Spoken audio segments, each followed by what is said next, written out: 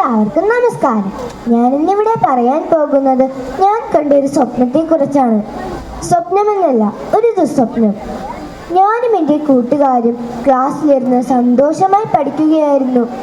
പെട്ടെന്ന് വികൃത രൂപത്തിലുള്ള കുറേ കഴുകന്മാർ ഞങ്ങളെ ആക്രമിക്കാൻ വന്നു. കരയാനും പേടിക്കാനുമല്ലാതെ ഞങ്ങൾ വേറെ എന്ത് ചെയ്യാനാണ്? പേടിച്ച് ചുറ്റും നോക്കിയപ്പോൾ ജനലിനരികിൽ വെള്ളവസ്ത്രധാരികളായ കുറേ ആളുകൾ. ഞങ്ങൾ വിചാരിച്ചു അത് ഞങ്ങളെ രക്ഷിക്കാൻ വന്ന മാലാഖമാരായിരിക്കുമെന്ന്. പക്ഷേ ഞങ്ങൾക്ക് തെറ്റുപറ്റി. അവർ ഞങ്ങളെ നോക്കി ചിരിക്കുന്നുണ്ടായിരുന്നു. പെട്ടെന്ന് അവരുടെ പല്ലുകൾ നീണ്ടുവന്നു, കണ്ണുകൾ ചുമന്ന നിറത്തിലായി. ഞങ്ങൾ പേടിച്ച് പുറത്തേക്കോടി. ഓടുന്നതിനിടയിൽ ഞങ്ങൾ കണ്ടു, ഞങ്ങൾ ഉണ്ണീശോയെ വരവേൽക്കാൻ സന്തോഷത്തോടെ ഒരുക്കി വെച്ച പുൽക്കൂടുകൾ അവർ നശിപ്പിക്കുന്നു. വിഷമിച്ച് നിൽക്കുന്നതിനിടയിലാണ് കുതിരക്കുളമ്പടികൾ ഞങ്ങൾ കേൾക്കുന്നത്. നോക്കിയപ്പോഴിതാ ഞങ്ങളുടെ കുടുംബാംഗങ്ങൾ ഞങ്ങളെ രക്ഷിക്കാനായി വന്നിരിക്കുന്നു. അവസാനം ഞങ്ങളെ രക്ഷിക്കുന്നു.